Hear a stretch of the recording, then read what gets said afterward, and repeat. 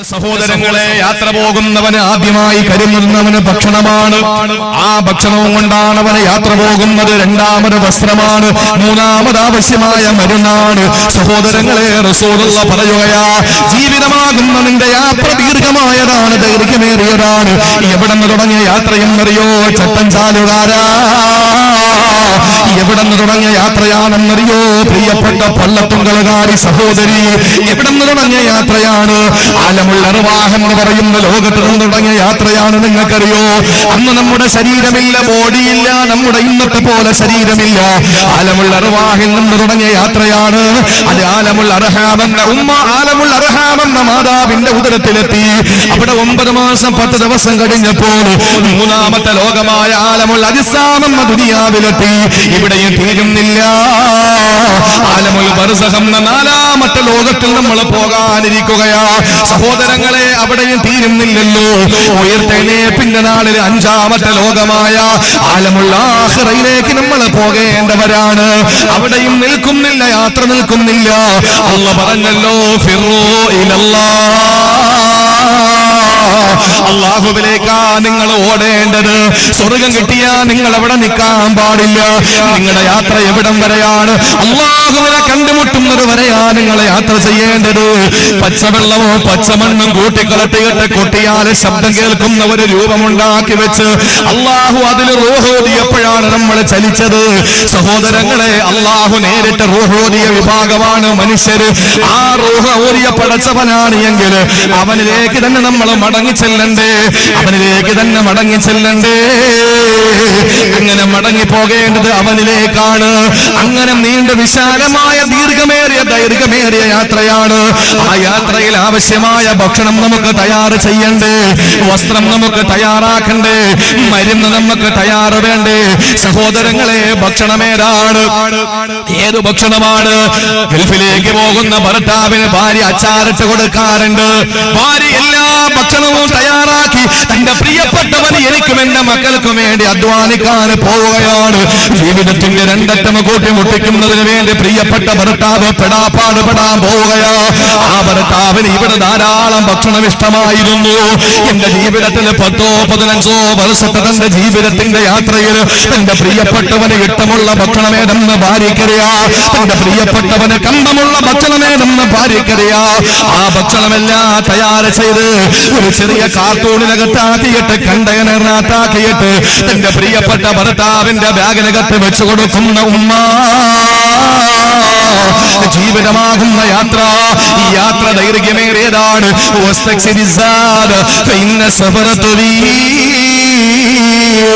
യാത്ര ദീർഘമായതാണ്. അതുകൊണ്ട് യാത്രയ്ക്ക് ആവശ്യമായ ഒരുക്ക മുതലുകൾ തയ്യാർ ചെയ്യുക. സഹോദരങ്ങളെ, ഒന്നാമത് വേണ്ടത് ഭക്ഷണമാണ്.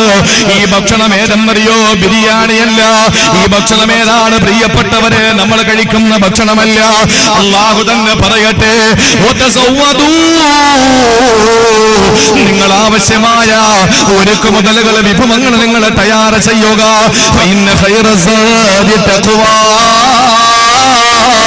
നിങ്ങൾ കൊണ്ടുപോകാൻ പറ്റിയ ഭക്ഷണം ഏതെന്നറിയോ? അത് തഖ്വയാണ്. തഖ്വയാകുന്ന ഭക്ഷണമാണ് കൊണ്ടുപോകേണ്ടത്. ഒരു മഹാന് പറഞ്ഞില്ലേ, കൈഫർ റഹീലു ബിലാ സാദിൻ നിലാവതനി ഇലാ യൻഫഉ മർഅ ഫീ ഗൈറു തഖ്വാഹു.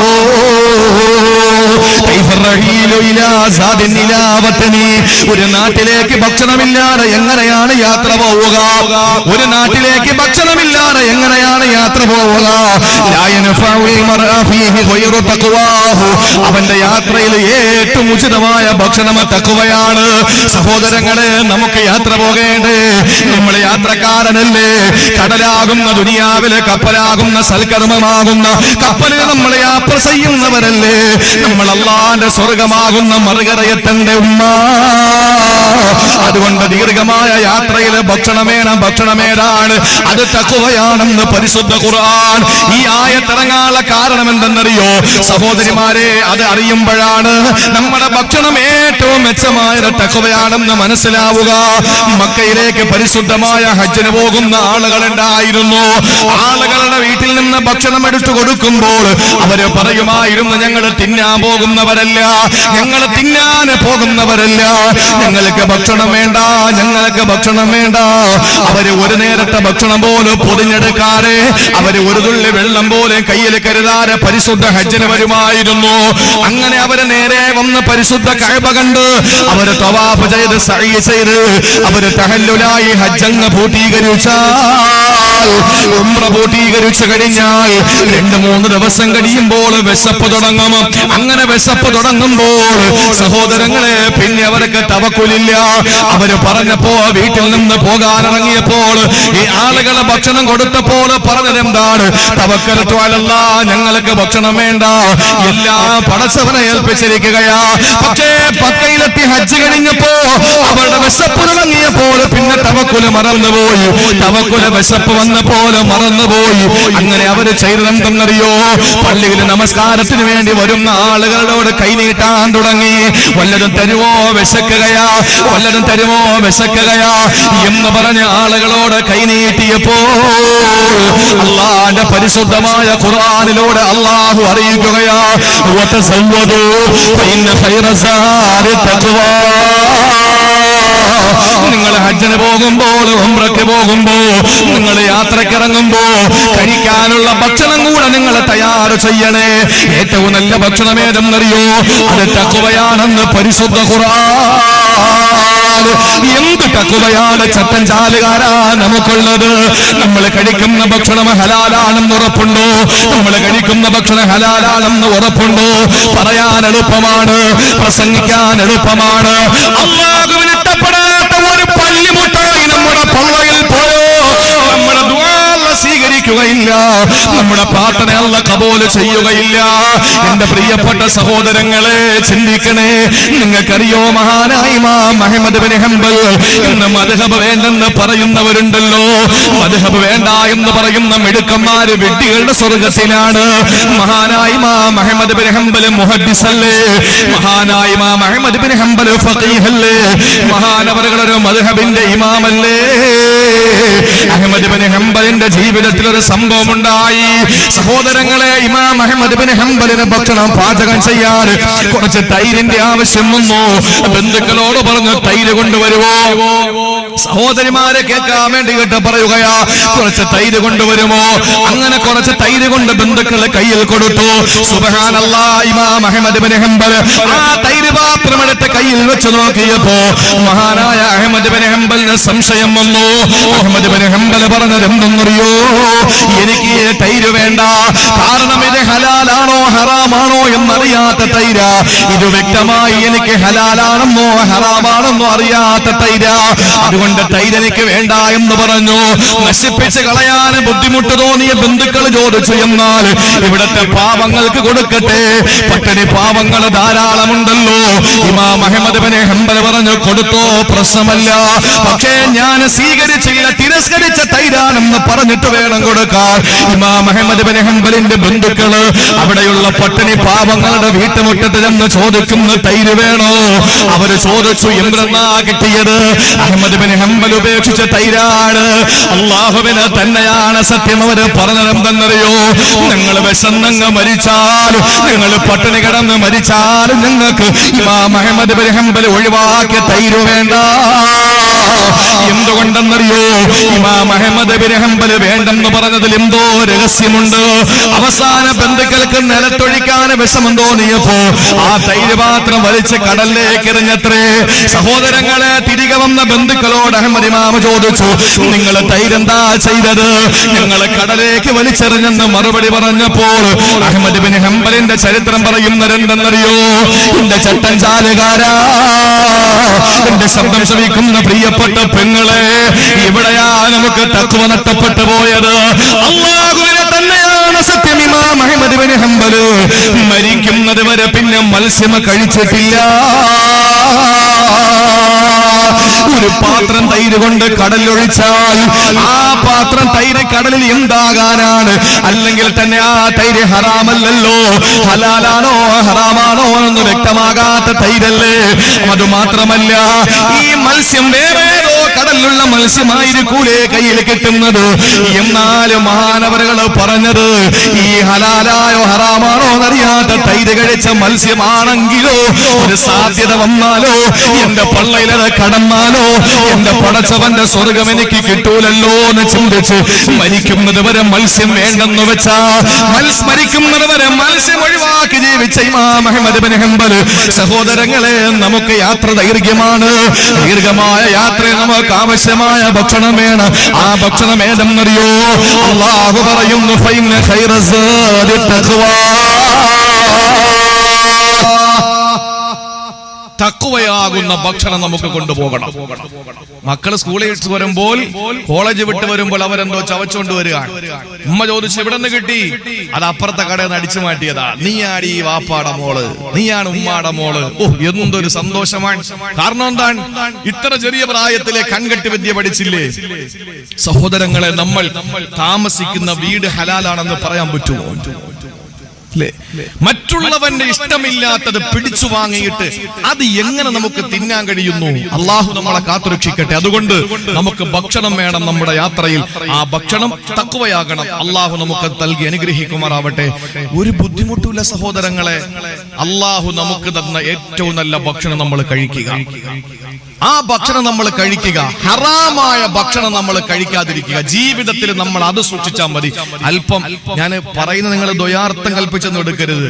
ഇബാദത്തുകൾക്കൊരു വീഴ്ച വന്നു പോയെന്നിരിക്കട്ടെ, നിസ്കരിക്കാൻ സമയത്ത് പറ്റിയില്ല, ഞാൻ നിങ്ങൾ അത് കാര്യമായിട്ട് എടുക്കൊന്നും വേണ്ട ഞാൻ പറയുന്നത്. പക്ഷേ പള്ളയിൽ ഹറാമായ ഒരു ഭക്ഷണം കടന്നിട്ടില്ല എങ്കിൽ നമുക്ക് രക്ഷപ്പെടാം. ഇനി നിസ്കരിച്ച് നിസ്കാരം തഴമ്പിനപ്പുറം നിസ്കാരത്തിന്റെ മുഴ വന്നു 3 എണ്ണം. തഴമ്പല്ല, മുഴയായി. തഴമ്പ് മാറി അത് മുഴയായി. നോമ്പ് പിടിച്ചു തൊണ്ട വരണ്ടുണങ്ങിയിരിക്കാൻ. ഹജ്ജിന് പോയി, ഉംറയ്ക്ക് പോയി, യാത്ര ചെയ്ത് കാലം നീര് വന്ന് വീർത്തു. സക്കാത്ത് കൊടുത്ത് എല്ലാം കൊടുത്തു. പാവങ്ങളെ കണ്ടെത്തിയിട്ട് അവർക്ക് കൊടുത്തു. അവസാനം അവന്റെ സാമ്പത്തികമായി അവൻ പിന്നോക്കം നിൽക്കാൻ തുടങ്ങി. അപ്പുറത്തോളം ചെലവ് ചെയ്യുകയാ. 100 രൂപ കിട്ടിയാൽ 80 രൂപ പാവങ്ങൾക്ക് കൊടുക്കും. അങ്ങനെ ഇത്രയും ചെയ്തു. പക്ഷേ അവൻ കഴിക്കുന്ന ഭക്ഷണം ഹലാലല്ല എങ്കിൽ, ഏത് ഭക്ഷണം? എല്ലാ ദിവസം കഴിക്കുന്ന ഭക്ഷണമല്ല, ഒരു ദിവസം കഴിച്ച ഭക്ഷണം ഹലാലല്ല എങ്കിൽ എല്ലാം പോയി. പടച്ചോ കാത്തുരക്ഷിക്കട്ടെ. അതുകൊണ്ട് പള്ളേ പോകുന്ന സൂക്ഷിക്കണം. അതുകൊണ്ട് എന്റെ പ്രിയപ്പെട്ട സഹോദരങ്ങളെ, നല്ല ഭക്ഷണം അത് തഖ്വയാണ്, ഉറപ്പുള്ളത് മാത്രം. അതുകൊണ്ട് ഭർത്താക്കന്മാര് പലിശക്കാരനാണെങ്കിൽ വേണ്ട, നിങ്ങളുടെ ഭക്ഷണം എനിക്ക് വേണ്ട, ഞാൻ പട്ടിണി കിടന്ന് മരിച്ചോളാം, ഇല്ലെങ്കിൽ പച്ചക്ക് എന്തെങ്കിലുമൊക്കെ വെട്ടി നമ്മൾ കഴിച്ച് ജീവിച്ചോളാം എന്ന് പറഞ്ഞിട്ട് അന്തസ്സോടുകൂടി ജീവിക്കും. അങ്ങനെ കഴിച്ച് പാരമ്പര്യമുള്ള പെണ്ണുങ്ങൾ ഉണ്ടായിരുന്നു. ഒരു നേരത്തെ ഭക്ഷണം വേണ്ട, ഹറാമാണ്, എനിക്ക് വേണ്ട എന്ന് പറഞ്ഞിട്ട് സുബഹി നിസ്കാരം കഴിഞ്ഞ് എഴുന്നേറ്റ് ഓടും. നമ്മുടെ മക്കളെ കൊണ്ടത് പറയും. നിങ്ങൾ നോക്കിയേ, സുബഹി നിസ്കാരം കഴിഞ്ഞിട്ട് എഴുന്നേറ്റ് ഓടുക. സുബഹി നിസ്കാരം കഴിഞ്ഞ് അപ്പോഴും എഴുന്നേറ്റ് ഓടുന്നു. ഒരു ദിവസം വിളിച്ചിരുത്തിട്ട് ചോദിച്ചു, യാ അബാ ദുജാന, നിനക്ക് പടച്ചവനോട് ഒന്നും ചോദിക്കാനില്ലേ? നബിയെ, വേറൊന്നും കൊണ്ടല്ല, എന്റെ വീടിന്റെ തൊട്ടപ്പുറത്ത് ഒരു മുനാഫിക്കിന്റെ വീടാണ്, ഒരു ഫാസിസ്റ്റിന്റെ വീടാണ്. തൊട്ടപ്പുറത്ത് അവന്റെ വീട്ടിന്റെ മുറ്റത്തൊരു ഈത്തപ്പന നിൽപ്പുണ്ട് നബിയെ. ആ ഈത്തപ്പനയിൽ ശരിക്ക് ഈത്തപ്പഴമുണ്ട്. അതിന്റെ 3-4 ശിഖരം എന്റെ പുരയിടത്തിലേക്കാ കിടക്കുന്നത്. രാത്രി എന്റെ മക്കൾ ഒരു നേരത്തെ ഭക്ഷണം കഴിക്കാനില്ലാതെ പട്ടിണി കിടന്ന് എന്റെ ഭാര്യ പലതും കള്ളം പറഞ്ഞു ഉറക്കി. ആ മക്കള് നേരം വെളുത്ത് എഴുന്നേൽക്കുമ്പോൾ വിശപ്പിന്റെ കാഠിന്യം മൂലം അവര് മുറ്റത്തിറങ്ങുമ്പോൾ ഹലാലാണെന്ന് കരുതിയിട്ട് തൊട്ടപ്പുറത്തെ വീട്ടിലെ ഈത്തപ്പഴങ്ങളിൽ നിന്ന് വീണ ഈത്തപ്പഴമങ്ങാനം എന്റെ മക്കൾ പെറുക്കി കഴിച്ചാൽ ഞാൻ എവിടെ ഇരുന്ന് ചെല്ലുന്ന ദിക്റിന് വല്ല അർത്ഥമുണ്ടോ? അതുകൊണ്ട് എന്റെ മക്കൾ ഉണരുന്നതിന് മുമ്പ് ഞാൻ ഓടി ചെല്ലും, ഒരു കൊട്ടയെടുക്കും, ഇതെല്ലാം ശേഖരിച്ച് അപ്പുറത്തെ വീട്ടിൽ കൊണ്ട് കൊടുക്കും. അങ്ങനെ സമാധാനിക്കുകയാണ് ഞാനെന്ന് പറഞ്ഞു. ഒരു ദിവസം ഞാൻ ഇവിടെ ദിക്റും സ്വലാത്തുമായിട്ടൊക്കെ ഇരുന്നപ്പോ ഞാൻ ചെല്ലുമ്പോ എന്റെ ഒരു മകൻ അത് കഴിച്ചിട്ട് തൊണ്ടക്കുഴിയിൽ ഇരിക്കുന്നു. ഞാൻ 2 വിരൽ ഇടിച്ചിറക്കി, എന്നിട്ട് അത് എടുത്ത് മകന്റെ ആ തൊണ്ടക്കുടിയിൽ നിന്ന് അവസാന അംശം പുറത്തു പോകുന്നവരെ ഞാൻ ഛർദ്ദിപ്പിച്ചു. എന്നിട്ട് ഞാൻ പറഞ്ഞു, മോനെ നീ എന്നെ വാപ്പായ നരകത്തിൽ കൊണ്ടുപോകുമെന്ന് ചോദിച്ചു. അതുകൊണ്ടാണെന്ന് പറഞ്ഞപ്പോൾ അഷ്റഫുൽ ഖൽഖ് സെക്കൻഡില് സഹാബത്തുമായിട്ട് മുനാഫിക്കിന്റെ വീട്ടിൽ പോയിട്ട് ചോദിച്ചുടോ, ഈത്തപ്പന കൊടുക്കുന്നുണ്ടോ? ഈത്തപ്പന കൊടുക്കുന്നുണ്ടോ? കൊടുക്കാല്ലോ. അള്ളാന്റെ റസൂല് പറഞ്ഞു, നിനക്ക് 10 ഈത്തപ്പന പകരം തരാം. 10 ഈത്തപ്പന പകരം തരാം.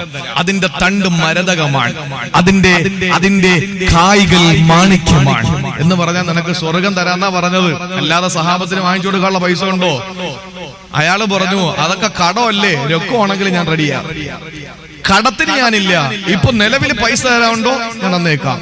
അബൂബക്കർ സിദ്ദീഖ് റളിയല്ലാഹു അൻഹു എത്രയോ ഈത്തപ്പന വിട്ടുകൊടുത്തിട്ട് പകരം ഒരു ഈത്തപ്പന അബൂ ദുജാനയുടെ പേരിൽ എഴുതിയെങ്കിലും നിൽക്കുന്ന അതിന്റെ ചുവട്, അതിന്റെ മൂട് എവിടെയാണ്? മുനാഫിക്കിന്റെ വീട്ടുമുറ്റത്തല്ലേ? അങ്ങനെ വൈകുന്നേരം രാത്രി കിടന്നപ്പോ മുനാഫിക്കിന്റെ ഭാര്യ മുനാഫിക്കിനോട് പറഞ്ഞു അത്രേ, എന്തായിരുന്നാലും നമുക്ക് നേരത്തെ എഴുന്നേറ്റിട്ട് ആ അപ്പുറത്തെ വീട്ടിൽ കിടക്കണ ഈത്തപ്പഴയും മുകളിൽ നിൽക്കുന്നതും കൂടെ ഒക്കെ പറക്കി നമുക്ക് വീട്ടിനകത്തോണ്ട് വെക്കാം. അവര് മണ്ടന്മാരല്ലേ, അതുകൊണ്ട് നേരം വെളുക്കുമ്പോ ഒന്നും ഇല്ലാന്നവര് കരുതിക്കോട്ടെ, രാത്രി നമുക്ക് മുഴുവനും പറക്കി വെക്കാന്ന് പറഞ്ഞപ്പോ ഭർത്താവ് സമ്മതിച്ചു. പെണ്ടാട്ടിയാണല്ലോ എവിടെയും പ്രശ്നം. ഹവ്വാ ബീവിയല്ലേ ആദം നബിയെ കൊണ്ടും പഴം തീറ്റിപ്പിച്ചത്. എവിടെയും പലിശയ്ക്ക് പ്രകടിപ്പിക്കുന്ന ഭാര്യമാരാണ്. മുനാഫിക്ക് സമ്മതിച്ചു, ഓക്കെ ഞാൻ റെഡിയാ, നേരം വെളുക്കട്ടെ, അവരെണീക്ക് മുമ്പ് നമുക്ക് എഴുന്നേക്കാം, എന്നിട്ട് നമുക്ക് മുകളിൽ കയറി പറിക്കാം, നീ താഴെ നിന്ന് പറക്കുക, നമുക്ക് വീട്ടിനകത്ത് കൊണ്ടുവെക്കാം, നേരം വെളുക്കുമ്പോ ഒന്നും ഇല്ലാത്തത് അവർ കിട്ടട്ടെ, നമുക്ക് ലാഭങ്ങൾ കൊയ്യാന്ന് പറഞ്ഞു. സുബ്ഹാനല്ലാഹ്. രാത്രി എഴുന്നേറ്റ് മുനാഫിക്കിന്റെ കെട്ടിയോളും കൂടെ നോക്കുമ്പോ ഉണ്ട് ഈത്തപ്പന അപ്പുറത്തെ വീട്ടിന്റെ മുമ്പ് നിൽക്കുന്നു. അഷ്റഫുൽ ഖൽഖിന്റെ മുഅ്ജിസത്താണ്, അള്ളാഹുവിന്റെ റസൂലിന്റെ അമാനുഷികതയാണ്. എന്റെ പ്രിയപ്പെട്ടവരെ, ഒരു ഈത്തപ്പന തൊണ്ടയിൽ പോകുമെന്ന് പേടിച്ച് വിക്ർ പോലും വേണ്ടെന്ന് പറഞ്ഞു എഴുന്നേറ്റോടി. നമ്മൾ തസ്ബീഹ് പിടിച്ചോണ്ട് ഇങ്ങനെ നടക്കുകയാണ്, നമ്മുടെ മക്കള് മോട്ടിച്ച് തിന്നുകൊണ്ടിരിക്കുകയാണ്. എവിടത്തേക്ക് വേണ്ടിയിട്ടാണ്? അതുകൊണ്ട് നമ്മുടെ ഭക്ഷണം അത് തഖ്വയിലധിഷ്ഠിതമായ ഭക്ഷണമാകണം. അള്ളാഹു ഭാഗ്യം തരട്ടെ. രണ്ടാമത്തെ എന്താ പറഞ്ഞേ? വസ്ത്രം. രണ്ടാമത്തേത് വസ്ത്രം. നമുക്ക് വസ്ത്രം വേണ്ടേ? കുറച്ച് ഡ്രസ്സ് നമുക്ക് കൊണ്ടുപോകണം. ആ വസ്ത്രം ഏതാണ്? മഹാനായ അബൂ ഉബൈദ റളിയല്ലാഹു തആല അൻഹു ബദറിന്റെ രണാങ്കണത്തിലേക്ക് ഇറങ്ങുമ്പോൾ അബൂ ഉബൈദ റളിയല്ലാഹു അൻഹുവിന്റെ മനസ്സിന്റെ ചിന്ത, അല്ലാഹ്, ഈ രണാങ്കണത്തിൽ കിടന്നെനിക്ക് മരിക്കണമല്ലോ, പടച്ചവനെ എനിക്കൊരു മടങ്ങിപ്പോക്ക് തരല്ല റബ്ബേ. നാളെ നിന്റെ മുന്നിൽ വരുമ്പോൾ ശരീരത്ത് കൊണ്ട് വെട്ടും കൊണ്ട് എനിക്ക് വരണമല്ലോ. എന്റെ ശരീരത്തിലൂടെ രക്തം ധാരധാരയായി ഒഴുകുന്ന ആ രക്തത്തിന്റെ കറകളുമായിട്ട് പരലോകത്ത് വരണമല്ലോ എന്ന് പറഞ്ഞുകൊണ്ട് മഹാനായ അബൂ ഉബൈദ അല്ലാഹുവിന്റെ പരിശുദ്ധമായ ദീനിന്റെ സംസ്ഥാപനത്തിന് വേണ്ടിയിട്ടുള്ള പോരാട്ട രണാങ്കണമായ ബദറിലേക്ക് ഇറങ്ങിയപ്പോ ആരുടെയോ വെട്ടുകൊണ്ട് മഹാനായ അബൂ ഉബൈദയുടെ കാലങ്ങ് മുറിഞ്ഞുപോയി. ശ്രദ്ധിക്കണേ ചെറുപ്പക്കാരാ, കാലങ്ങ് മുറിഞ്ഞുപോയി. ആളുകളെ താങ്ങിയെടുത്ത് ടെന്റിനകത്ത് കൊണ്ട് കിടത്തി. ആ തമ്പിനകത്താണ്, ടെന്റിനകത്താണ്, ഖൈമക്കകത്താണ് റസൂലുള്ളാഹി ദുആ ചെയ്യുന്നത്. നേരെ കൊണ്ടുവന്ന് ടെന്റിനകത്ത് കിടത്തി. ബോധം കെട്ടുപോയ അബൂ ഉബൈദ മെല്ലെ മെല്ലെ കണ്ണു തുറന്നപ്പോ താൻ രണാങ്കണത്തിലല്ല, താൻ കിടക്കുന്നത് ടെന്റിനകത്താണ്, ഖൈമക്കകത്താണെന്ന് മനസ്സിലാക്കി അബൂ ഉബൈദ അല്ലാഹുവിന്റെ റസൂലിന്റെ മുന്നിൽ വരികയാണ്.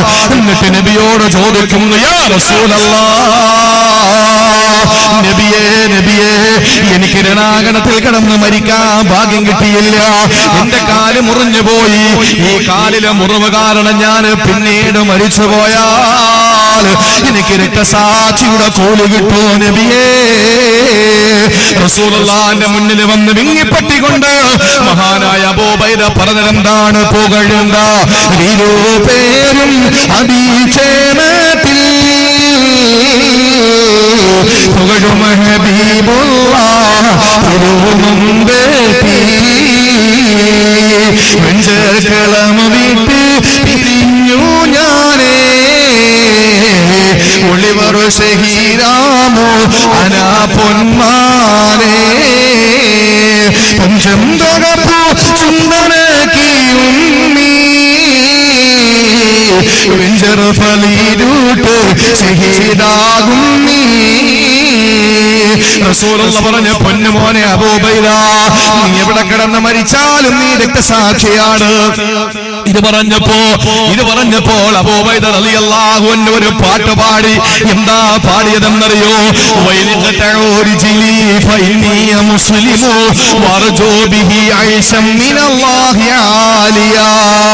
അല്ലാഹുവേ, എന്റെ കാലവര് മുറിച്ചോട്ടെ, പ്രശ്നമല്ല.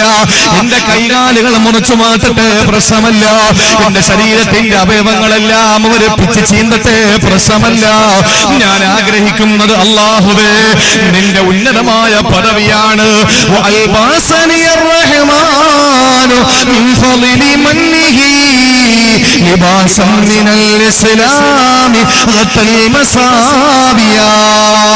അല്ലാഹുവേ, ഞാൻ ആഗ്രഹിക്കുന്നത് ഉന്നതമായ പദവിയാ. പടച്ചതമ്പുരാൻ എന്നെ ഇസ്ലാം എന്ന വസ്ത്രം കൊണ്ട് പുറച്ചിരിക്കുകയാ. സഹോദരങ്ങളെ, നമുക്ക് അല്ലാഹു തന്ന വസ്ത്രം ഏതാണ്?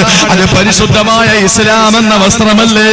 എന്തുകൊണ്ടാണ് നൂഹ് നബിയുടെ പൊന്നുമോന് കൊടുക്കാത്ത വസ്ത്രം, ലൂത്ത് നബിയുടെ ഭാര്യയ്ക്ക് കൊടുക്കാത്ത വസ്ത്രം, അല്ലാഹുവിന്റെ റസൂൽ മഹാനായ ഇബ്രാഹിം നബിയുടെ പ്രിയപ്പെട്ട പിതാവിന് കൊടുക്കാത്ത വസ്ത്രം, എന്തിനേറെ പെങ്ങളെ ആസിയാ ബീവിയുടെ പ്രിയപ്പെട്ട ഭർത്താവ് ഫിർഔന് കൊടുക്കാത്ത വസ്ത്രം, അല്ലാഹുവിന്റെ റസൂലിന്റെ മൂത്താപ്പ അബൂ താലിബിന് കൊടുക്കാത്ത വസ്ത്രമാണ് ഈ ചട്ടഞ്ചാലിൽ നിങ്ങൾക്കും എനിക്കും അല്ലാഹു തന്നത്. ആ വസ്ത്രം ഏതാണ്? ലിബാസം മിനൽ ഇസ്ലാമി ഗതൽ മസാവിയാ. എല്ലാം മറച്ചു വെക്കുന്ന അഭിമാനമുള്ള വസ്ത്രമാണ് പരിശുദ്ധ ഇസ്ലാം. പരിശുദ്ധ ഇസ്ലാം എന്ന വസ്ത്രം അല്ലാഹു തന്നു, അല്ലേ? നമുക്ക് അന്തസ്സല്ലേ സഹോദരങ്ങളെ? ഇസ്ലാം എന്ന് പറഞ്ഞാൽ നമ്മുടെ ഏതാ മാറ്റില്ലാത്തത്? നമ്മുടെ ഏതിനാ മാറ്റില്ലാത്തത്? രാവിലെ ഭർത്താവ് മരിച്ചു, രാത്രി കിടന്ന ഭർത്താവ് രാവിലെ മരിച്ചു. നിങ്ങളൊന്ന് ശ്രദ്ധിക്കും. കൂട്ടുകാരി വന്ന് എവളാണെങ്കിൽ കരഞ്ഞ് വിളിച്ച് തളർന്നിരിക്കുകയാണ്. വീട്ടിനകത്ത് ഭർത്താവ് മരിച്ച വിഷമത്തോടെ ഇരിക്കുന്ന ഭാര്യയുടെ മുന്നിൽ വന്നിട്ട് കൂട്ടുകാരി പറയാണ് ഗുഡ് മോർണിംഗ്. അവള് ചെരവെടുത്ത് തലയിലടിച്ച്. കാരണം എന്താ? ഈ മോർണിംഗിൽ എന്ത് ഗുഡുണ്ട് എനിക്ക്? ഈ മോർണിംഗിൽ എന്ത് ഗുഡാ ഉള്ളത്? എന്റെ ഭർത്താവ് മരിച്ചു കിടക്കാൻ എനിക്ക് ഒരു ഗുഡും ഇല്ല, എനിക്ക് ഒരു സന്തോഷവും ഇല്ല. എന്റെ പ്രിയപ്പെട്ടവരെ, പാസ്പോർട്ട് കളഞ്ഞ് സങ്കടപ്പെട്ട് നിൽക്കുന്നു, ഇഖാമ കളഞ്ഞ് ഗൾഫിൽ സങ്കടപ്പെട്ട് നിൽക്കുന്നു, എയർപോർട്ടിൽ ഇറങ്ങിയപ്പോൾ പാസ്പോർട്ട് കാണാനില്ല, കഷ്ടപ്പെട്ട് വേദനിച്ച് നിൽക്കുക. അവന്റെ മുമ്പിൽ വന്നിട്ട് പറയാ ഗുഡ് ഈവനിങ്. എന്താവും പറയാ? വീടിന്റെ ഒരു ഭാഗം ഇടിഞ്ഞ് തകർന്ന് കിടക്കുന്ന ഒരുത്തൻ രാത്രി കെട്ടിയോനും കെട്ടിയോളും മക്കളും എല്ലാം കൂടെ ഇരുന്ന് അതിലേക്ക് നോക്കിയിരുന്ന് സങ്കടപ്പെട്ടോണ്ടിരിക്കുമ്പോ കൂട്ടുകാരൻ വന്നിട്ട് പറഞ്ഞു ഗുഡ് നൈറ്റ്. ആലോചിച്ച് നോക്കിയേ എന്റെ പ്രിയപ്പെട്ടവരെ, അതിന് യാതൊരു അർത്ഥവും അതിനോട് നീതി പുലർത്താൻ നമുക്ക് കഴിയില്ല. അതേസമയം മൈലാഞ്ചി കയ്യിലും മൈലാഞ്ചി ഇട്ട് മണവാട്ടിയായി മണിയറയിൽ ഭർത്താവിന് മണവാളനെ കാത്തിരിക്കുന്ന മണവാട്ടിയോട് പറയാ അസ്സലാമു അലൈക്കും, അല്ലാഹു നിങ്ങൾക്ക് സമാധാനം തരട്ടെ. ഭർത്താവ് മരണപ്പെട്ട് സങ്കടപ്പെട്ടിരിക്കുന്ന പെണ്ണിനോട് പറയാം അസ്സലാമു അലൈക്കും, അല്ലാഹു നിങ്ങൾക്ക് സമാധാനം തരട്ടെ. എല്ലാം നഷ്ടപ്പെട്ട് കഴിയുന്ന ഒരു മനുഷ്യന്റെ മുമ്പിൽ വന്നിട്ട് അസ്സലാമു അലൈക്കും, അല്ലാഹു സമാധാനം തരട്ടെ. സന്തോഷം കൊണ്ട് തുള്ളിച്ചാടുന്ന ഒരുത്തന്റെ മുമ്പിൽ വന്നിട്ട് പറയാം അസ്സലാമു അലൈക്കും, അല്ലാഹു നിങ്ങൾക്ക് രക്ഷ തരട്ടെ. ഇസ്ലാമിന്റെ സംസ്കാരം എത്ര ഉന്നതമാണ്! അതാണ് ഏറ്റവും നല്ല വസ്ത്രം. അല്ലാഹു നമുക്കല്ലേ ഇസ്സത്ത് തന്നത്? ഞാനൊന്ന് ചോദിച്ചോട്ടെ, നമ്മുടെ ഈ ഹൈന്ദവ സഹോദരങ്ങൾ മറ്റുള്ള സമുദായത്തിലെ നല്ലവരായ ആളുകളാണ് നമ്മുടെ ഈ ചുറ്റുവട്ടം താമസിക്കുന്നത്. ഞാൻ അറിയാൻ കഴിഞ്ഞത് അങ്ങനെയാണ്. ഒരു നാട്ടിൽ പ്രസംഗിക്കാൻ വരുമ്പോ ആ നാടിന്റെ ഭൂമിശാസ്ത്രത്തെ പറ്റിയിട്ട് ചോദിക്കാറുണ്ട്. എന്തുകൊണ്ടെന്നാ പ്രസംഗിക്കുമ്പോ എന്തെങ്കിലും വായിൽ നിന്ന് വീണുപോയാൽ ഒരിക്കലും അത് ഞാനങ്ങ് പ്രസംഗിച്ചിട്ട് പോകും, നാളെ ഇവിടെ നിങ്ങളുടെ സമാധാന അന്തരീക്ഷം തകരാൻ പാടില്ല. അതുകൊണ്ടാണ്, അല്ലാതെ പറയാനൊന്നും ഇല്ലാത്തത് കൊണ്ടൊന്നും അല്ല. ഒരുപാട് പറയാനാണെങ്കിൽ പക്ഷെ അത് പറയുന്നില്ല. നിങ്ങളുടെ ഈ നാടിന്റെ സമാധാന അന്തരീക്ഷം ഞാൻ തകർക്കുന്നില്ല. ഞാൻ പറയട്ടെ, ഹൈന്ദവ സഹോദരങ്ങളുടെ ഇടയിൽ ഈഴവർ, അതുപോലെ തന്നെ ബ്രാഹ്മണർ, നായര്, അങ്ങനെ പല സമുദായക്കാരുണ്ട്, ഇല്ലേ? ഇവിടെ അങ്ങനെ ഇല്ലേ? ഉണ്ടല്ലോ, ഇല്ലേ? പക്ഷെ മുസ്ലിങ്ങളുടെ കൂട്ടത്തിൽ അങ്ങനെ വല്ലതും ഉണ്ടോ? മുസ്ലിങ്ങളിലെ ജാതി കുറഞ്ഞവർ കൂടിയവർ അങ്ങനെ ഉണ്ടോ? അങ്ങനെ നാട്ടിലൊന്നും ഇല്ല, ഇവിടെ ഇല്ലല്ലോ. അങ്ങനെ ഇല്ല. അങ്ങനെ ആരെങ്കിലും ഉണ്ടെന്ന് പറഞ്ഞാൽ അത് ജനങ്ങൾ വെച്ചതാണ്, നമ്മൾ ഉണ്ടാക്കിയതാണ്. ഒരിക്കലുമില്ല. ഒറ്റ വിഭാഗമേ ഉള്ളൂ മുസ്ലിമീങ്ങൾ, എല്ലാം ഒറ്റ വിഭാഗം. പക്ഷെ മുൻഗാമികൾ, പണ്ടുള്ള ആളുകൾ മുസ്ലിമീങ്ങളെ പറ്റി പറഞ്ഞിരുന്നത് ഒരു മലയാള വാക്കുണ്ട്. എന്താണെന്നറിയോ? എന്താ പറഞ്ഞത്? ഒരു മലയാളത്തിൽ നമ്മളെ ഒരു വാക്ക് വിളിക്കുമായിരുന്നു. പറഞ്ഞോളി, അത് വലിയ തെറ്റെന്നുള്ള കാര്യമൊന്നുമല്ല. നമ്മളെ പറ്റി പറയുന്നത് എന്താ? ഇങ്ങനെ മാപ്പിളമാരെന്നല്ല, അത് പൊതുവേ ഉള്ളൊരു സംസാരമാണ്. ഇവിടെ പറയുന്ന എനിക്കറിയില്ല. മേത്തന്മാർ എന്ന് പറയൂലേ? അത് ഇവിടെ ഇല്ലല്ലേ. മേത്തന്മാരെന്ന് നമ്മുടെ നാട്ടിലൊക്കെ പറയും. അവര് മേത്തരാണ് എന്ന് പറയും. മേത്തന്മാരെന്ന് പറഞ്ഞാൽ മുസ്ലിമീങ്ങളെ പറ്റിയാണ് മറ്റുള്ള സമുദായത്തിന്റെ ആളുകൾ ആക്ഷേപിക്കുന്നതല്ല. അവര് ഇപ്പൊ ബ്രാഹ്മണരെന്ന് നമ്മൾ പറയും പോലെ മേത്തന്മാരെന്ന് മുസ്ലിം സൊസൈറ്റിയെ മൊത്തത്തിൽ പറയുന്നത് മേത്തന്മാരെന്നാണ്. അത് ചില ആളുകൾക്ക് പറയുമ്പോൾ ഒരു ചെറിയ അരിശം ഉണ്ടാവും. മേത്തനെന്ന് വിളിച്ച എന്ന് നമ്മൾ ചിന്തിക്കും. എന്തിനാ നമുക്ക് അങ്ങനെ ഒരു ചിന്ത? അള്ളാന്റെ ഖുർആൻ പറഞ്ഞ് നമ്മളെ മേത്തന്മാരാണ്. അള്ളാന്റെ ഖുർആൻ പറഞ്ഞ് നമ്മളെ മേത്തന്മാരാണെന്ന് അല്ലേ? അള്ളാഹു പറഞ്ഞില്ലേ, നിങ്ങൾ മേത്തന്മാരാണ് എന്ന് പറഞ്ഞാൽ മേൽത്തരക്കാരാണ്. നിങ്ങളുടെ മുകളിൽ വേറെ ഒന്നുമില്ല, നിങ്ങളാണ് ഏറ്റവും ഉന്നതിയുള്ളവര്. ഇസ്ലാം എന്ന് പറയുന്ന വസ്ത്രം അള്ളാഹു ഇസ്സത്തിന്റെ വസ്ത്രം. വലില്ലാഹി ഇസ്സത്തു വലി റസൂലിഹി വലിൽ മുഅ്മിനീൻ. അള്ളാഹുവിന്റെ ഖുർആൻ പറഞ്ഞു ഇസ്സത്ത് നമുക്കാണ്. ആ ഇസ്സത്ത് ഇസ്ലാം എന്ന വസ്ത്രം അള്ളാഹു നമുക്ക് തന്നു. എന്റെ പ്രിയപ്പെട്ടവരെ, അത് നമ്മൾ ജീവിതത്തിൽ പ്രാവർത്തികമാക്കണം. ആ വസ്ത്രത്തിൽപ്പെട്ടതാണ് നമ്മുടെ ദാടി. ആ വസ്ത്രത്തിൽപ്പെട്ടതാണ് നമ്മുടെ ദാടി. ആ ദാടി നമ്മൾ വെക്കണം. അത് മുസ്ലിമിന്റെ അടയാളമാണ്. മുസ്ലിമിന്റെ ഐഡന്റിറ്റിയാണ് ദാടി എന്ന് പറയുന്നത്. ഒരു പെണ്ണിന്റെ ഐഡന്റിറ്റിയാണ് അവളുടെ ശരീരം മറച്ചു നടക്കുക എന്ന് പറയുന്നത്. അള്ളാഹുവിന്റെ ഖുർആൻ പറഞ്ഞല്ലോ, ഒരു പെണ്ണ് അവരുടെ ശരീരം മുഴുവനും മറച്ചു നടക്കുന്നത് അതവളുടെ ഐഡന്റിറ്റിയാണ്. സൂറത്തുൽ അഹ്സാബിലൂടെ അല്ലാഹു തആല പരിചയപ്പെടുത്തി മുസ്ലിം പെണ്ണിന്റെ ഐഡന്റിറ്റിയാണ് അവളുടെ പർദ, അവളുടെ ഹിജാബ്, അവളുടെ ആ ധരിക്കുന്ന അവളുടെ മൂടുപടം. അത് അവളുടെ ഐഡന്റിറ്റിയാണെന്ന് പരിശുദ്ധ ഖുർആൻ. ഇതൊക്കെ പാലിച്ച് എന്റെ പ്രിയപ്പെട്ട പെങ്ങളെ നമുക്ക് ജീവിക്കാൻ കഴിയും. അള്ളാഹു മനസ്സിലാക്കാനുള്ള തൗഫീക്ക് നൽകി അനുഗ്രഹിക്കുമാറാവട്ടെ. അതുകൊണ്ട് വസ്ത്രമായി ഇനി ഉറക്കം വരുന്നില്ലല്ലോ. ഇനി മൂന്നാമത്തേത് നമുക്ക് കൊണ്ടുപോകാനുണ്ട്, മരുന്ന്. അത് അല്പം നിങ്ങൾ കേൾക്കണം. അതൊന്ന് കേട്ടേ പറ്റൂ. അത് അഭിപ്രായ വ്യത്യാസമുള്ള വിഷയമായതുകൊണ്ട് ഞാൻ പറയുന്ന വ്യക്തമായി നിങ്ങൾ കേട്ടോളണം. നമുക്കിനി മരുന്ന് കൊണ്ടുപോകാം അല്ലേ? ആ മരുന്നേതാണ്? ദീർഘമായ യാത്രയിൽ നമുക്ക് കൊണ്ടുപോകാനുള്ള മരുന്നേതാണ്? അള്ളാഹു തന്നെ പറഞ്ഞു ആ മരുന്നേതാണ്. വനുനസ്സിലുൽ ഖുർആൻ വനുനസ്സിലു മിനൽ ഖുർആൻ മാ ഹുവ ശിഫാഉൻ വറഹ്മാ. സൂറത്തുൽ ഇസ്രായിലൂടെ അല്ലാഹു പറയുകയാ, വനുനസ്സിലു മിനൽ ഖുർആൻ മാ ഹുവ ശിഫാ. അല്ലാഹുവിന്റെ ഖുർആനാണ് പറഞ്ഞത്. പെങ്ങളെ, നിങ്ങൾക്ക് ഖുർആനിൽ ശിഫയുണ്ട് കേട്ടോ. ഏതിനാ മരുന്ന് ഖുർആനിലില്ലാത്തത്? കല്യാണപ്രായം കഴിഞ്ഞവരെ, ഒരുപാട് പ്രായം ചെന്നു, തന്റെ പ്രിയപ്പെട്ട പൊന്നുമോളുടെ വിവാഹം നടക്കുന്നില്ല, തന്റെ മോളുടെ കല്യാണം നടക്കുന്നില്ല. അങ്ങനെ വിഷമിക്കുന്ന എന്റെ പ്രിയപ്പെട്ട രക്ഷകർത്താക്കളോട്, എന്റെ പ്രിയപ്പെട്ട യുവാക്കളോട്, യുവതികളോട് പറയാനുള്ളത്, എന്റെ പൊന്നു സഹോദര, എന്റെ പ്രിയപ്പെട്ട പെങ്ങളെ, ഖുർആനിലെ കല്യാണം കഴിക്കാനുള്ള മരുന്നുണ്ട്. ഖുർആനിലെ കല്യാണം കഴിക്കാനുള്ള മരുന്നുണ്ട്. ആ ആയത്ത് നിങ്ങളൊന്ന് ഓതുവോ? അല്ലാഹുവിനെ തന്നെയാണ് സത്യം.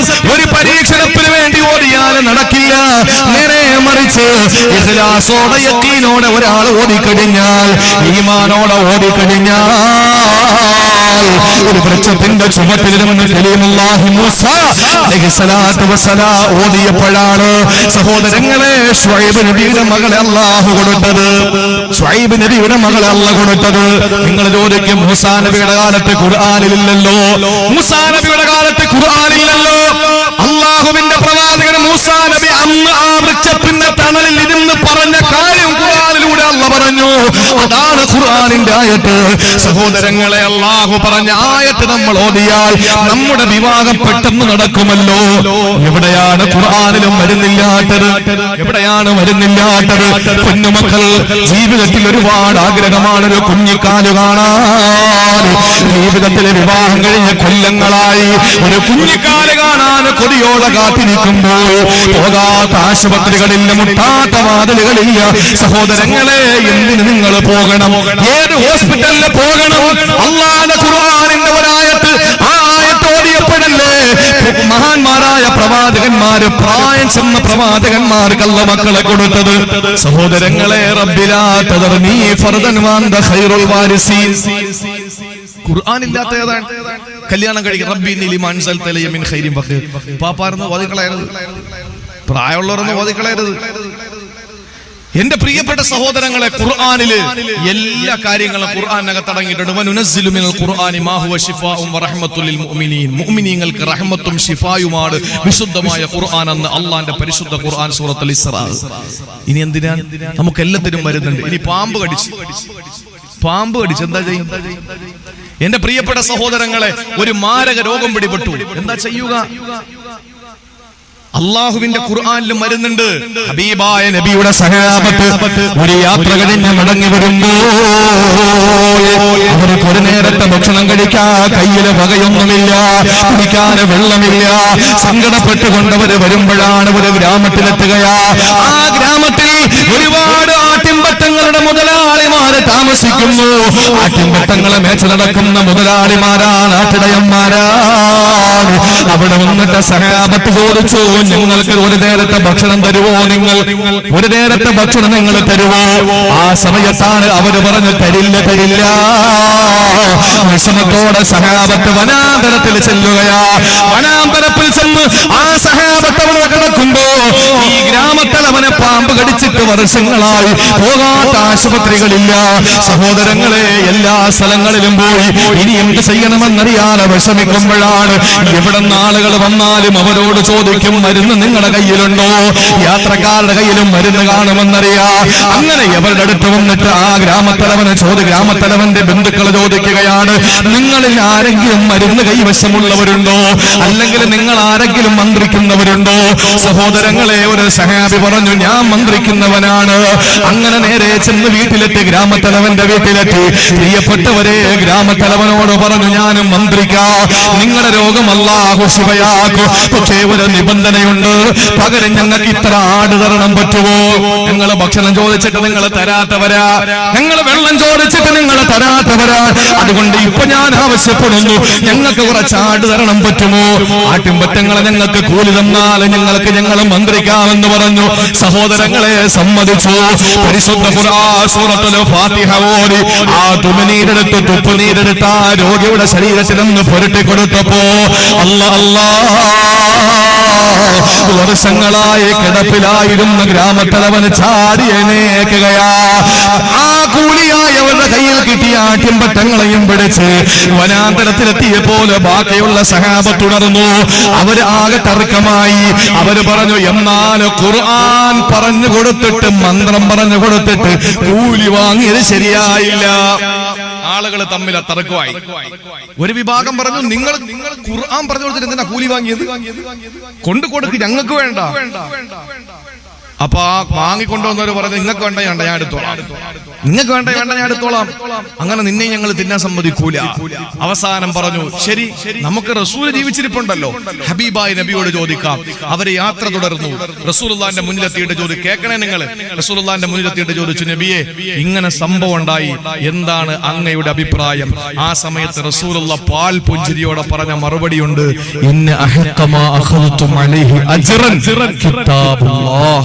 കൂലി വാങ്ങാൻ പറ്റിയ മാർഗം, ഏറ്റവും ശ്രേഷ്ഠമായ മാർഗം, അത് അള്ളാഹുവിന്റെ ഖുർആനാണെന്ന് നബി മുഹമ്മദ് മുസ്തഫ.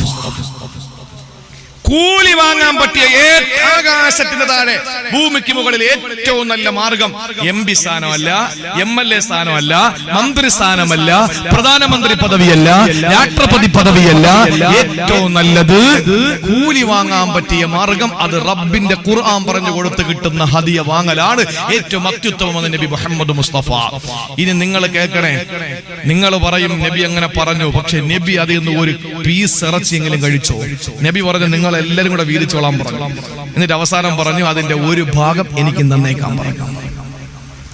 ഇനി ഒരു കാര്യം ഞാൻ നിങ്ങളോട് പറയട്ടെ, ഈ ഹദീസ് എവിടെ ഉണ്ടെന്നറിയോ? ചിലര് പറയും, ഇയാള് മന്ത്രവാദിയായിരിക്കും എന്ന് പറയും. ഈ ഹദീസ് എവിടെ ഉണ്ടെന്നറിയോ നിങ്ങൾക്ക്?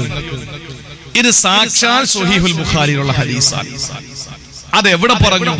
ഫളായിൽ ഖുർആൻ എന്ന് പറയുന്ന അധ്യായത്തിലല്ല പറഞ്ഞത്, ഖുർആന്റെ ശ്രേഷ്ഠത പറയുന്ന സ്ഥലത്തല്ല പറഞ്ഞത്.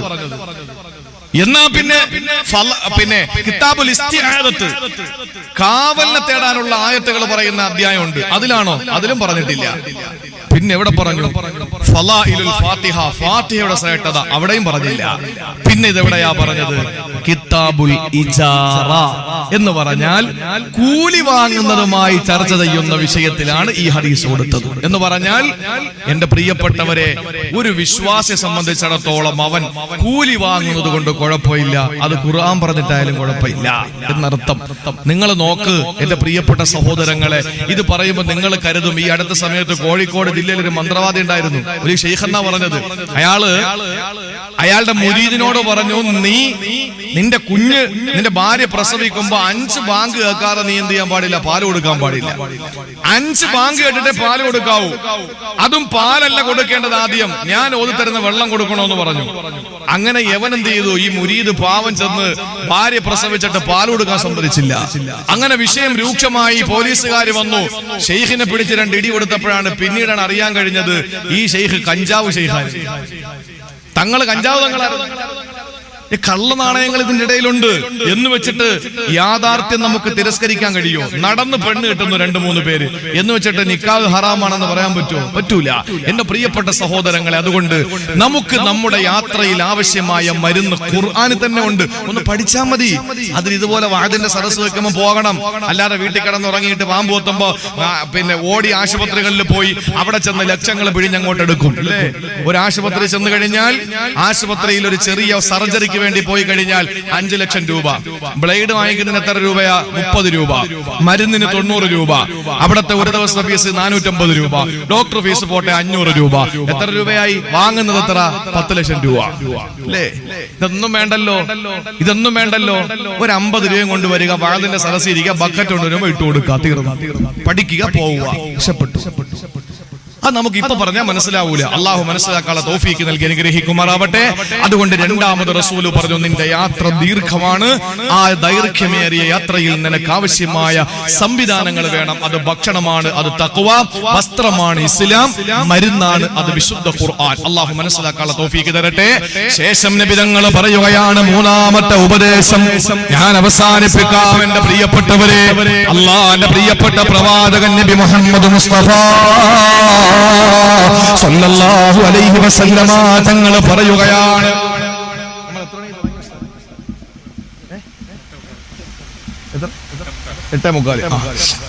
ഇനി ആകെ 1/2 മണിക്കൂറേ ഉള്ളൂ നമുക്ക് സമയം. ഇനി 2 പറയാനുണ്ട്. ചുരുക്കി ഞാൻ പറഞ്ഞുതരാം ഇൻഷാ അല്ലാഹ്. ആരും പോകരുത്, വളരെ കുറഞ്ഞ ആളുകളെങ്കിലും ഇൻഷാ അല്ലാഹ്. നമ്മുടെ സദസ്സ് റഹ്മത്തിന്റെ മലക്കുകളുള്ള സദസ്സല്ലേ. ഈ സദസ്സിൽ അൽഹംദുലില്ലാഹ് നിങ്ങൾ ഈ കാണുന്ന ആളല്ല, ഇതിനും എത്രയോ വലിയ മാലാകമാര് ഈ സദസ്സിൽ ഇങ്ങനെ നിൽക്കുകയാണ്. പക്ഷെ ഒരു കാര്യം, ഈ ഇരിക്കുന്ന നിങ്ങളിലോ ഈ മൈക്ക് വെച്ചുകൊണ്ടിരിക്കുന്നവരിലോ അവിടെ ഇരിക്കുന്ന വളണ്ടിയർമാരിലോ അപ്പുറത്തിരിക്കുന്ന പെണ്ണുങ്ങളിലോ എന്റെ പുറകെ ഇരിക്കുന്ന ഈ അതിഥികളിലോ പ്രസംഗിക്കുന്ന എന്നിലോ ആരെങ്കിലും ഒരാൾ കുടുംബബന്ധം മുറിച്ചിട്ടാണ് നിൽക്കുന്നതെങ്കിൽ ഒരു മലക്കിന്റെ പൊടി പോലും ഈ സദസ്സിൽ ഉണ്ടാവില്ല. കൂട്ടുകുടുംബാദികളോട് പിണങ്ങിയിട്ട് ആരെങ്കിലും ഈ സദസ്സിൽ പറയുന്ന ഞാനോ കേൾക്കുന്ന നിങ്ങളോ ഉണ്ടെങ്കിൽ റഹ്മത്തിന്റെ മജ്ലിസ്, റഹ്മത്തിന്റെ മലക്കുകൾ വരൂല. റസൂല് പറഞ്ഞതാണ്. നമുക്ക് ഉള്ള ആളിനെ വെച്ച് അഡ്ജസ്റ്റ് ചെയ്യാനേ പറ്റുള്ളൂ. അതുകൊണ്ട് നമ്മളൊന്ന് നന്നാകി അള്ളാഹു ഭാഗ്യം തരട്ടെ. നമ്മളൊക്കെ മരിക്കാനുള്ളവരല്ലേ സഹോദരങ്ങളെ. അതാ ഇന്നലെ നമ്മുടെ വിഴിഞ്ഞത്ത്, തിരുവനന്തപുരത്ത് വിഴിഞ്ഞം, നിങ്ങൾക്ക് എല്ലാവർക്കും അറിയാം. ആ പ്രദേശത്താണ് ഞാൻ ഏറ്റിരുന്ന പരിപാടി. അന്ന് രാവിലെ വിളിക്കുമ്പോൾ ഇമാമിന്റെ ഫോണിൽ സ്വിച്ച് ഓഫ് ആണ്. ഫേസ്ബുക്കിൽ വന്നു, അവിടെ അത് സംഭവിച്ചു, ഇത് സംഭവിച്ചു. വിശ്വസിക്കാൻ പറ്റില്ലല്ലോ, ഫേസ്ബുക്കിൽ വരുന്ന ഒന്നും വിശ്വസിക്കാൻ പറ്റൂല. അപ്പൊ അതുകൊണ്ട് അവിടെ പരിപാടിക്ക് പോകാൻ വേണ്ടി ഇറങ്ങിയിട്ട് ഫോൺ വിളിച്ചിട്ട് കിട്ടുന്നില്ല. ആ എല്ലാവരെയും വിളിച്ചു, ആരെയും കിട്ടുന്നില്ല, എല്ലാം സ്വിച്ച് ഓഫ് ആണ്. വയലുണ്ടെന്ന് അറിഞ്ഞിട്ട് പുറത്തു നിന്ന് ആരോ ഒരാൾ അവിടെ ചെന്നപ്പോ അയാളെ മൊബൈൽ വാങ്ങിയിട്ട് പള്ളിയിലെ ഇമാം വിളിച്ചു പറഞ്ഞു, പൊന്നുസ്താദ് ഇങ്ങോട്ടൊന്നും വന്നേക്കല്ല, 200 പേര് കടലിൽ പോയിട്ട് ആരെയും കാണാനില്ല. 200 പേര് കടലിൽ പോയിട്ട് കാണാനില്ല. ഭയങ്കര പ്രശ്നമാണ്, കടല ഇരച്ച് കയറിക്കൊണ്ടിരിക്കുകയാണെന്ന് പറഞ്ഞു. പരിപാടി മാറ്റി വെച്ചു. ഞാൻ പറഞ്ഞത്, നടുകടലിൽ തന്റെ വള്ളത്തിൽ പോയ പോളെന്ന് പറയുന്ന ഒരു ക്രിസ്ത്യാനി സഹോദരൻ രക്ഷപ്പെട്ട് കരയെത്തിയപ്പോൾ അദ്ദേഹം പറഞ്ഞ വാക്കെന്തെന്നറിയോ? എന്റെ കൺമുമ്പിൽ എന്റെ കൂടെ മീൻ പിടിക്കാൻ വന്ന 2 പേര് വെള്ളത്തിൽ മുങ്ങി താഴുകയാണ്, എനിക്ക് രക്ഷപ്പെടുത്താൻ കഴിഞ്ഞില്ല. ഞാനും വെള്ളത്തിലേക്ക് വീണു. ഞാൻ പെട്ടെന്ന് എന്റെ വള്ളത്തിന്റെ തടിയിൽ പിടിച്ചു കിടന്നു. ഉപ്പ് വെള്ളം കുറെ കുടിച്ച് ഞാൻ ക്ഷീണിച്ചു. അവസാനം എനിക്കറിയാം ഞാനും എന്റെ കൂട്ടുകാരെ പോലെ വെള്ളത്തിൽ വീണു പോകുമെന്ന്.